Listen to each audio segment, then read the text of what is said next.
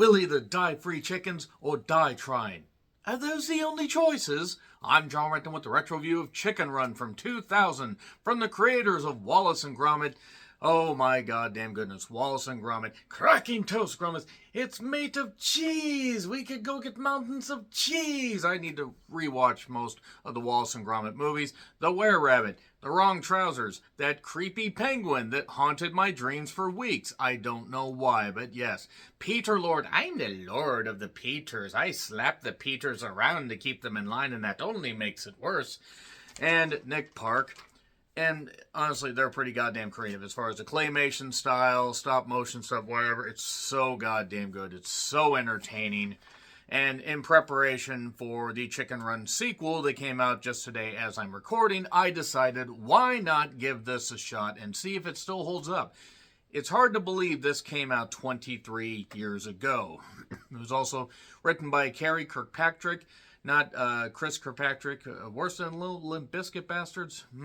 Well, couldn't believe I got an Eminem reference in there. And also additional dialogue by Mark Burton and John O'Farrell. And you may be asking yourself, what is additional dialogue anyway? Well, stuff like, hey you, get off that end. Why not?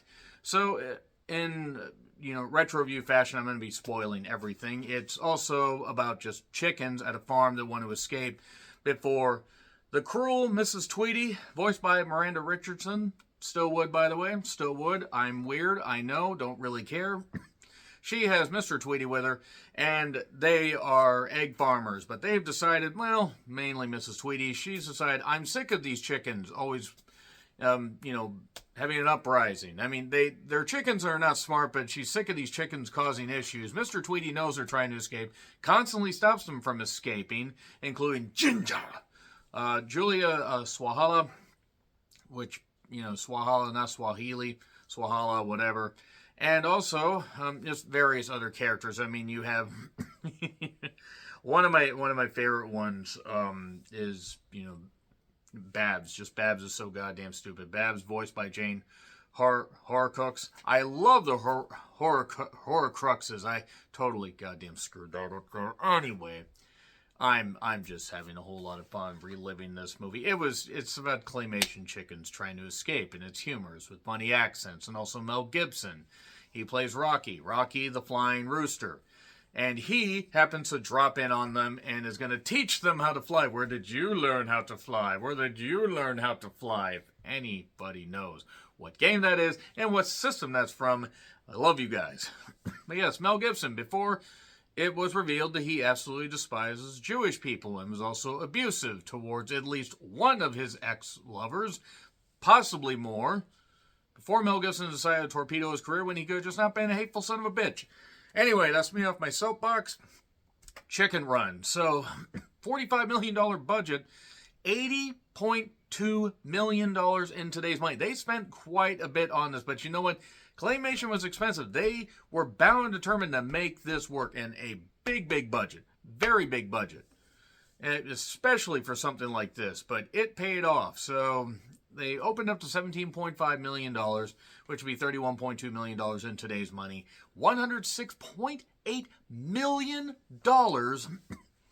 as far as the U.S. gross, and that would be $190 million in today's money. $224.8 million, just over $400 million in today's money. Smashing success. Burley. I'm sorry to every British person, every person from the UK. I'm sorry. I mean no disrespect. It's just all I know. It's all I know to make jokes. Nevertheless, the claymation feels familiar yet fresh. It's just a lot of fun. Let this be a lesson to you. No chicken escapes Tweety's farm. And Ginger, voiced by Julia, she keeps rising up back on her feet. She's put in solitary confinement like this dumpster that has an open door, seemingly, or like this weird coop. And Mac was a great character, by the way. Lynn Ferguson, who just is smart, but also just, kind of funny. He's like, oh, extra thrust, because I think she's Irish. Timothy Spall was in this as well, and you have Imelda Stanton, that is, not Swinton, not Tilda Swinton. I wouldn't mind being in Tilda Swinton, but I digress. And also Benjamin Whitrow and various other people. A great voice cast, by the way, more familiar to people that are more familiar with British dramas and series and stuff like that. I'm beyond, talking about various things that go on. There's not really much plot to recount. Mrs. Tweedy comes up with the idea to make chicken pot pies, homemade chicken pot pies. She gets this machine to make it rich, and that's pretty much it. And all the chickens have to escape before stuff eventually happens. I am a bit shocked that it's as dark as it is, even though they have a lot of off-screen violence. Chickens are a stupid people. Chickens are a cruel people. Missed opportunity to first use that line. Another MST3K reference. Ginger keeps trying to escape. Rocky eventually drops in. Babs is my favorite goddamn character. She's so stupid and ditzy and knitting all the time. Rocky, it turns out, he flew, and they were like, oh, he flew, he got injured, and, now he's going to teach us how to fly. Part of this poster was ripped. It showed Rocky flying. It didn't show that it was because of this cannon, because he was in the circus. So there's this circus guy looking for him. He can't find him. And the Tweedies are obviously, one is obviously evil. The other is obviously oblivious. And Mr. Tweedy's really, really stupid. I mean, even though he knows the chickens are trying to uprise, he's stupid. Mrs. Tweedy is just more aloof and evil. So let's rock and roll, have a montage and training montage and doing this. They do a funny part where they all spin around and then pass out. There's this old man Fowler that says he was in the Great War or whatever, but he was in a plane. He was never able to fly a plane because he's a chicken. You don't let chickens fly planes. Quick, climb a tree. Trucks can't climb trees.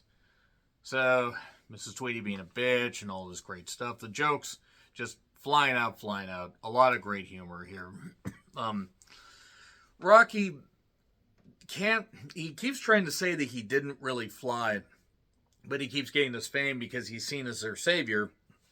And over in America, we have this, we have this saying, if you want to motivate someone, don't mention death. I mean, that's true. Then over here in the UK, we have the same. We tell the truth.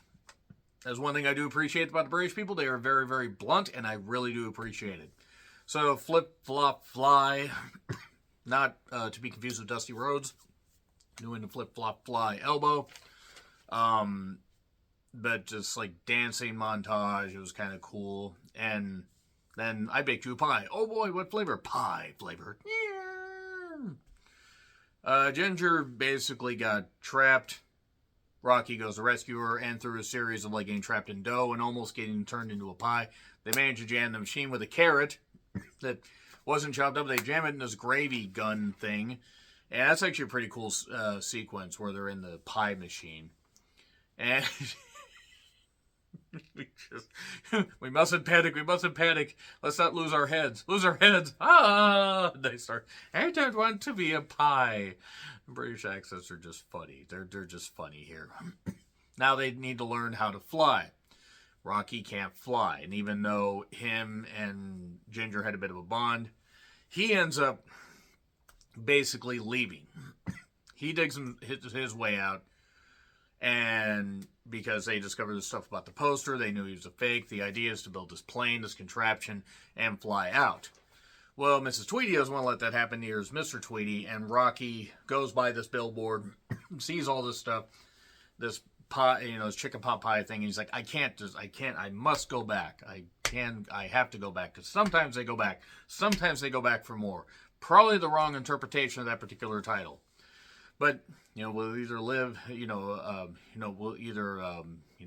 live as free chickens or die trying. That's the only choice. I don't know why. The accents and just the delivery makes me laugh so much. So they decide to fly out. Mr. Tweedy gets knocked out. They get to this, they get onto this ramp. He manages to stumble awake and knock this ramp down. Rocky comes back over his, on his little trikey that he found. I don't know where he found that.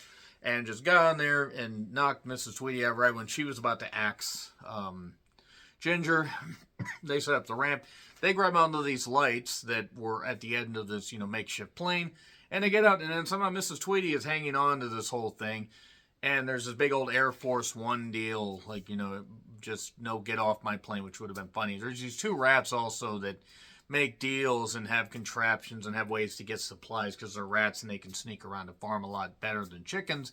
And they want eggs.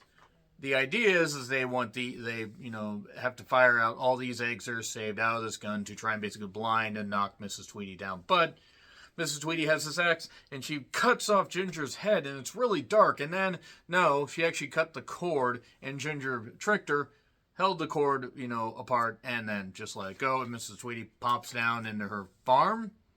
There was a seemingly endless farm, and then pops into the machine, the Popeye machine, and Explodey, all that. And now they are in this paradise where they're living free to do what they want any old time, and everything's good. Everything is good. And then we get to the sequel, and the sequel review will be coming up at some point. But what do you guys think of the first Chicken Run? Do you think it still holds up? What do you think? Let me know in the comments. Like, share, subscribe, Twitter handle in the description. I'm John Reckland. I'll see you soon.